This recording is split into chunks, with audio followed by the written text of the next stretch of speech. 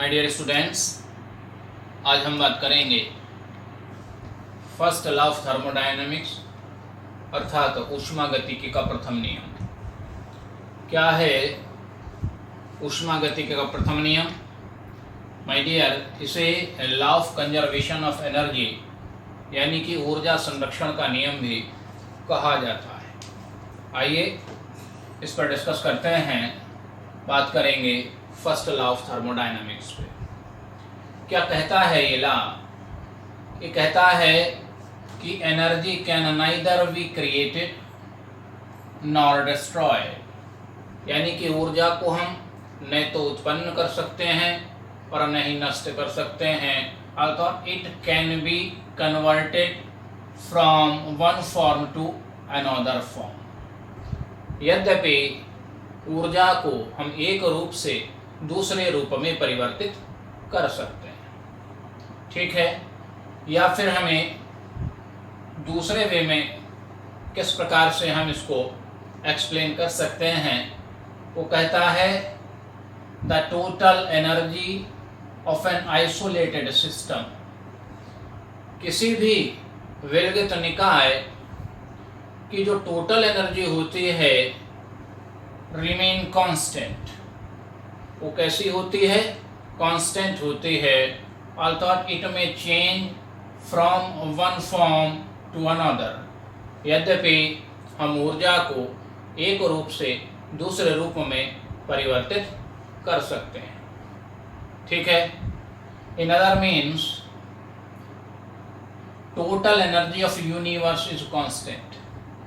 वो कह रहा है कि वास्तव में जो यूनिवर्स है, जिसे आप विश्व कहते हो, उसकी जो टोटल एनर्जी है वो क्या है? कांस्टेंट है, स्थिर है। यूनिवर्स किससे मिलके बनता है? पिछले वीडियो में जब हमने सिस्टम पर चर्चा किया था तो मैंने बताया था कि सिस्टम क्या होता है। सिस्टम क्या है? वह अंश है, वह पार्ट है किसी भी सब्सटेंस का जिसकी हम स्टडी कर रहे हैं, और उस पार्ट के अराउंड चारों तरफ जो भी कुछ है वो उसका सराउंडिंग्स है, यानी परिवेश है।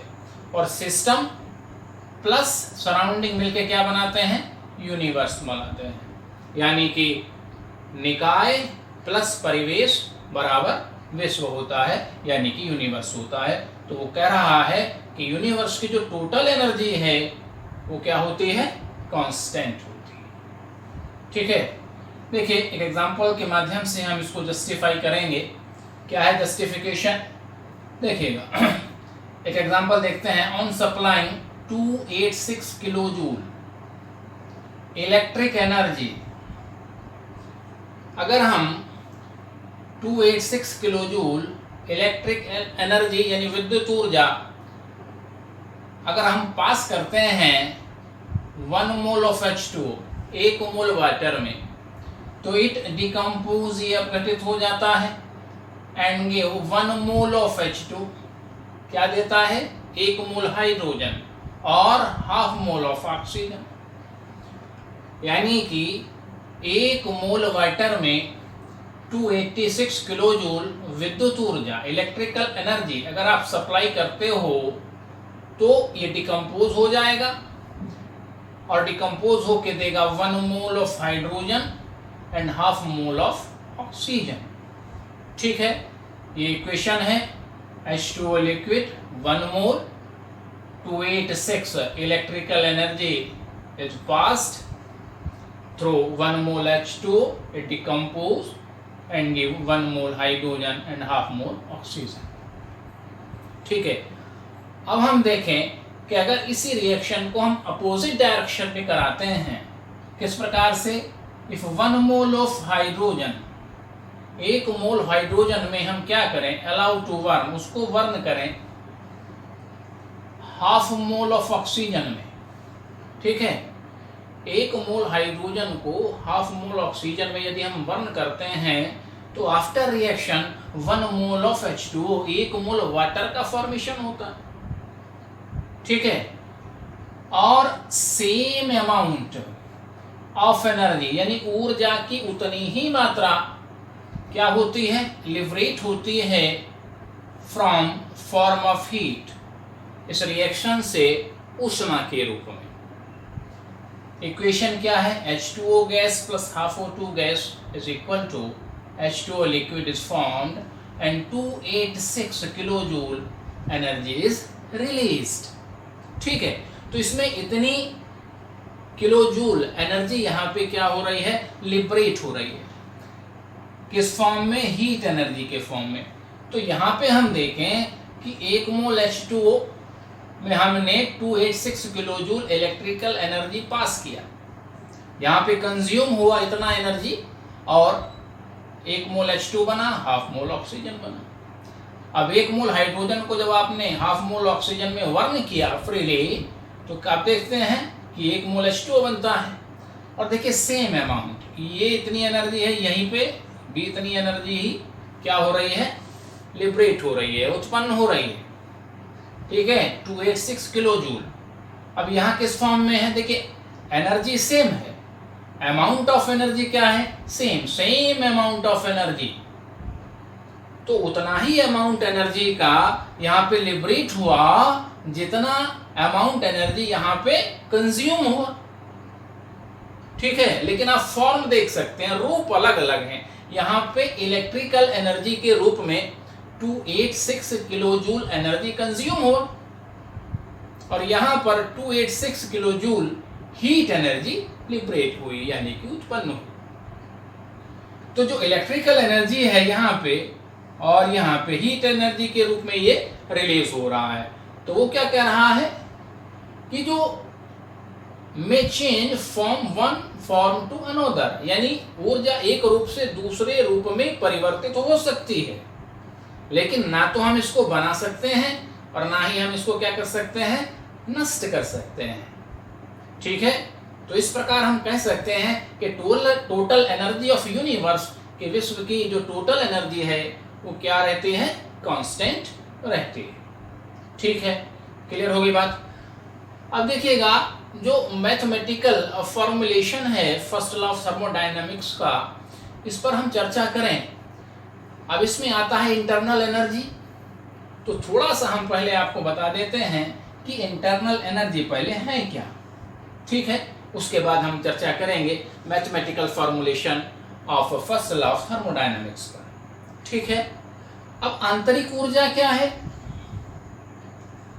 My dear, under definite condition, निश्चित परिस्थितियों में a definite amount of energy is associated with each system. निश्चित परिस्थितियों में प्रत्येक सिस्टम में ऊर्जा की एक निश्चित मात्रा निहित होती है। क्या कह रहा है कि डेफिनिट कंडीशंस में, निश्चित परिस्थितियों में प्रत्येक सिस्टम में ऊर्जा की एक निश्चित मात्रा निहित होती है। ठीक है, जिसमें उसकी सभी प्रकार की ऊर्जाएं सम्मिलित होती हैं, जिसमें उस सिस्टम की सभी प्रकार की ऊर्जाएं सम्मिलित होती हैं। तो ये जो सभी प्रकार की ऊर्जाएं हैं उनका जो सम होता है उसे हम कहते हैं उस सिस्टम की इंटरनल एनर्जी, यानी कि आंतरिक ऊर्जा।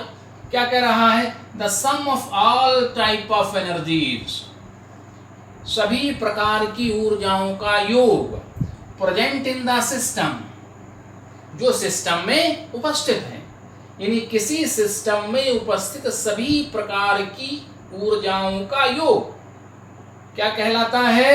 Internal energy of that system. उस सिस्टम की क्या कहते हैं? हम उसे आंतरिक ऊर्जा कहते हैं। ठीक है, देखिए उस सिस्टम में एटॉम्स होंगे तो एटॉम्स की बाइंडिंग एनर्जी भी होगी, केमिकल बॉन्ड्स की एनर्जी भी होगी, न्यूक्लियस की बाइंडिंग एनर्जी भी होगी, न्यूक्लियाई एनर्जी भी होगी, इलेक्ट्रॉन की रोटेशन एनर्जी भी होगी, वाइब्रेशनल एनर्जी भी होगी। जितनी भी टाइप की एनर्जीज पॉसिबल हैं, संभव हैं, उन सभी प्रकार की रेजोनेंशियल एनर्जी, इलेक्ट्रॉन्स की रोटेशन एनर्जी, न्यूक्लियस की एनर्जी, न्यूक्लियंस की बाइंडिंग एनर्जी, केमिकल बॉन्ड्स की एनर्जी, ठीक है, जितनी भी एनर्जीज पॉसिबल हैं वो सभी प्रकार की ऊर्जाओं का क्या है? सम है। टोटल है। ठीक है, तो सिस्टम में जितने भी प्रकार की ऊर्जाएं हैं उन सभी प्रकार की ऊर्जाओं का जो टोटल होता है उसे हम कहते हैं उस सिस्टम की इंटरनल एनर्जी। जो वैल्यू है इंटरनल एनर्जी की वो डिपेंड करती है केमिकल नेचर ऑफ सिस्टम। उस सिस्टम की केमिकल नेचर क्या है, मास क्या है और टेम्परेचर क्या है, एक्सटर्नल प्रेशर क्या है और what is the volume of system. ठीक है, तो उसका वॉल्यूम क्या है यह इस सब पर निर्भर करती है। देखिए, किसी भी सिस्टम की जो इंटरनल एनर्जी है उसकी exact value can not be calculated. किसी भी सिस्टम की जो इंटरनल एनर्जी है उसकी एग्जैक्ट वैल्यू कैलकुलेटेड नहीं की जा सकती, वो हम कैलकुलेट नहीं कर सकते। इतने प्रकार की एनर्जीज हैं, उन सब का कैलकुलेट कर पाना संभव नहीं होता है। But in mean of thermodynamics, ऊष्मा गतिकी के दृष्टिकोण से ये जरूरी भी नहीं है, ये एसेंशियल भी नहीं है कि किसी सिस्टम की एग्जैक्ट इंटरनल एनर्जी आपको कैलकुलेट करनी हो। ठीक है, बट क्या कर सकते हैं थर्मोडायनामिक्स दृष्टिकोण से, change of internal energy during a chemical और फिजिकल चेंज, किसी भी रासायनिक और भौतिक परिवर्तन में होने वाला आंतरिक ऊर्जा परिवर्तन कैलकुलेट किया जा सकता है। ठीक है, मान लीजिए कोई सिस्टम है ए और ये कन्वर्ट होता है सिस्टम बी में। ठीक है, जो इंटरनल एनर्जी है उसको हम जो है रिप्रेजेंट करते हैं या तो यू से, कैपिटल यू, या फिर कैपिटल ई से हम उसको रिप्रेजेंट करते हैं। ठीक है, इसको हम यू से रिप्रेजेंट करते हैं या फिर कैपिटल ई से हम इसको रिप्रेजेंट करते हैं जो इंटरनल एनर्जी है। ठीक है, अब मान लीजिएगा कोई सिस्टम ए है और ये सिस्टम बी में कन्वर्ट हो जाता है। सिस्टम ए की जो इंटरनल एनर्जी है वो U1 है या फिर आप इसे E1 मान सकते हैं, और सिस्टम बी की तो इंटरनल एनर्जी भी चेंज हो जाएगी जब सिस्टम चेंज हो गया, और इसकी एनर्जी जो इंटरनल एनर्जी है ये U2 है या हम इसे E2 मान सकते हैं। ठीक है, तो एट दैट कंडीशंस, उन कंडीशंस में चेंज ऑफ इंटरनल एनर्जी, आंतरिक ऊर्जा में परिवर्तन क्या होगा, डेल्टा U इक्वल टू क्या होगा, U2 माइनस U1। ठीक है, या फिर हम इसको लिख सकते हैं delta E equal to E2 minus E1। तो इस प्रकार से हम जो इंटरनल एनर्जी में चेंज हुआ सिस्टम की, जो सिस्टम 1 स्टेट से स्टेट 2 में पहुंच गया, ए से बी में पहुंच गया, तो हम वहां पे क्या कर सकते हैं, इंटरनल एनर्जी में जो चेंज हुआ वो चेंजेस हम कैलकुलेट कर सकते हैं, और थर्मोडायनामिक्स के दृष्टिकोण से यही महत्वपूर्ण है, यही इंपॉर्टेंट है। ठीक है, क्लियर हुई यहाँ तक बात। अब थोड़ी सी हम बात करते हैं जो मैथमेटिकल फॉर्मुलेशन है first law of thermodynamics. My dear, internal energy of system can be change. कैसे? देखिए, यहाँ इंटरनल एनर्जी की बात आती है, इसलिए मैंने पहले बताया आपको कि इंटरनल एनर्जी एक्चुअल में है क्या। ठीक, तो internal energy of A system can be change, किस प्रकार से चेंज हो सकती है, ये दो वे हैं। क्या है, by the work done on system, या तो सिस्टम पर वर्क किया जाए, और the work done by system, या सिस्टम द्वारा आपका जो सराउंडिंग्स है जिसे आप परिवेश कहते हो, परिवेश पर वर्क किया जाए। ठीक है, या फिर दूसरी कंडीशन क्या है, by allowing the heat flow into the system, या तो हम उस सिस्टम को हीट दें या फिर क्या करें, और आउट ऑफ द सिस्टम, या फिर उस सिस्टम से हीट रिलीज हो जाए, बाहर आ जाए, कम हो जाए। ठीक है, तो ये दो कंडीशंस होंगी। मान लीजिएगा the internal energy of A system, किसी भी सिस्टम की जो इंटरनल एनर्जी है सर्टेन कंडीशन, कुछ निश्चित परिस्थितियों में कितनी है, U1 है। ठीक है, कितना माना हमने, एक सिस्टम की इंटरनल एनर्जी मान लीजिएगा U1 है, और क्या है, Q amount of heat supply to the system, यानी सिस्टम को हम Q हीट देते हैं, और इसका मतलब क्या है कि ये जो सिस्टम है Q हीट एब्जॉर्ब करता है, अवशोषित कर लेता है। तो इसमें क्या होगा, it may change increasing the internal energy, उसकी जो इंटरनल एनर्जी है वो परिवर्तित हो जाएगी, और परिवर्तित होने में भी क्या होगा, जब वो एब्जॉर्ब करेगा हीट को तो इंक्रीज हो जाएगी, यानी उसकी जो इंटरनल एनर्जी है वो इंक्रीज हो जाएगी, और U1 से क्या हो जाएगी, U1 से हो जाएगी U1 प्लस Q, यानी Q उसमें ऐड हो जाएगा। ठीक है, मान लीजिएगा कि if work done on the system, अगर वो सिस्टम कुछ वर्क करता है सराउंडिंग्स पर, तो internal energy further change into U2। ठीक है, अगर जो है सिस्टम पर वर्क हो रहा है, वर्क डन ऑन सिस्टम, उस सिस्टम पर वर्क हो रहा है, सराउंडिंग्स द्वारा कुछ वर्क हो रहा है, तो इंटरनल एनर्जी फिर से चेंज हो जाएगी और ये फिर से इंक्रीज हो जाएगी। ठीक है, और ये इसकी मान लीजिएगा सपोज वो हो गई U2।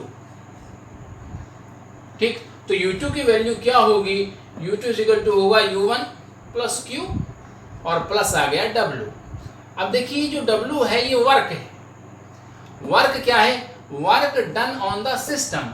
यदि सराउंडिंग्स द्वारा सिस्टम पर वर्क हो रहा है तो जो W है वो पॉजिटिव होगा, और यदि सिस्टम सराउंडिंग्स पे वर्क कर रहा है तो W निगेटिव होगा, अकॉर्डिंग टू साइन कन्वर्जन। यह चिन्ह का नियम है। ठीक है, ये साइन का रूल है कि यदि सिस्टम पर वर्क हो रहा है तो वो प्लस होगा, और अगर सिस्टम द्वारा वर्क हो रहा है तो वो माइनस होगा। ठीक है, इसे हम इस प्रकार से लिख सकते हैं, U2 minus U1 is equal to Q plus W।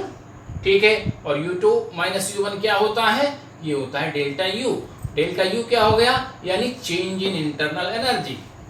ठीक है, तो ये जो रिलेशनशिप है, मैथमेटिकल रिलेशनशिप है, ये कहलाता है फर्स्ट लॉ ऑफ थर्मोडायनामिक्स। इसे ही हम कहते हैं ऊष्मागतिकी का प्रथम नियम। यानी कि क्या कह रहा है कि किसी सिस्टम की इंटर एनर्जी में जो चेंज है वो किसके इक्वल होता है, उसके द्वारा एब्जॉर्ब की गई हीट एनर्जी और उस सिस्टम पर किए गए वर्क के क्या होता है, सम होता है। ठीक है, कह रहा है when work done by system, यदि सिस्टम द्वारा वर्क किया जा रहा है तो W क्या हो जाएगा, निगेटिव हो जाएगा। ठीक है, तो ये इसमें से माइनस भी होगा। W का साइन यहाँ पे पॉजिटिव है और यहाँ पे कैसा है, निगेटिव है, according to sign convention. W is negative when work done by system. ठीक है, देखिए जो गैसियस सिस्टम्स होते हैं, गैसियस सिस्टम में जो एक्सटर्नल प्रेशर है उसके अगेंस्ट जो वॉल्यूम है वो इंक्रीज भी होता है और डिक्रीज भी होता है। तो गैसियम सिस्टम में पीवी वर्क कैलकुलेट किया जाता है। ठीक है, और थर्मोडायनेमिक्स के दृष्टिकोण से जितने गैसियस सिस्टम्स होते हैं उसमें पीवी वर्क का कैलकुलेशन किया जाता है। तो फर्स्ट लॉ ऑफ थर्मोडायनेमिक्स में हम किस प्रकार से पीवी वर्क को ऐड करते हैं। PV work is mathematical work, यह थर्मोडायनामिक्स के दृष्टिकोण से एक मैथमेटिकल वर्क है। ठीक है, जिसको हम कैलकुलेट करते हैं, which is equal to that work. किसके इक्वल होता है, उस वर्क के इक्वल होता है बाई और ऑन सिस्टम। या तो सिस्टम द्वारा किया जा रहा है या सिस्टम पर किया जा रहा है, डन बाय सिस्टम और डन ऑन सिस्टम। या तो वो सिस्टम पे हो रहा है या फिर सिस्टम द्वारा हो रहा है। यदि सिस्टम पर हो रहा है तो प्लस होगा और सिस्टम द्वारा हो रहा है तो माइनस होगा। ठीक है, when a gaseous system expand और contract against external pressure, क्योंकि जो गैसियस सिस्टम है या तो वो प्रसारित फैलते हैं या सिकुड़ते हैं एक्सटर्नल प्रेशर के अगेंस्ट, बाह्य दाब के अगेंस्ट। ठीक है, तो अगर एक्सपेंड हो रहा है, क्या हो रहा है, एक्सपेंड हो रहा है, तो एक्सपेंशन पर, फैलाव पर W क्या होगा, निगेटिव होता है। ठीक है, और ये इक्वल टू होगा माइनस P और इनटू होगा change in volume. Change in volume क्या होगा, V2 माइनस V1 यानी कि डेल्टा V। ठीक, तो माइनस W इक्वल टू क्या हो जाएगा, माइनस P डेल्टा V। अब यहाँ पे माइनस डब्ल्यू के स्थान पे इस इक्वेशन में वैल्यू लगा दीजिएगा, ठीक है। इसके स्थान पे हम क्या रख सकते हैं, पी डेल्टा बी, तो डेल्टा यू इक्वल टू क्या हो जाएगा, delta U equal to Q minus W, और माइनस डब्ल्यू ये, और क्यू इक्वल टू हम किस प्रकार से लिख सकते हैं, Q equal to delta U plus minus W, क्योंकि ये तो साइन है, ठीक। और माइनस डब्ल्यू की वैल्यू कितनी आती है, माइनस पी डेल्टा बी, तो यहाँ पे इसको पी डेल्टा बी लगा दीजिएगा। तो क्या रिलेशनशिप एस्टेब्लिश्ड होता है, Q is equal to delta U minus P delta B, ठीक है। तो कुछ सामान्य सी साधारण सी थर्मोडाइनमिक्स कैलकुलेशन हम इन मैथमेटिकल रिलेशनशिप से कर सकते हैं। ओके, क्लियर होगी बात, थैंक यू।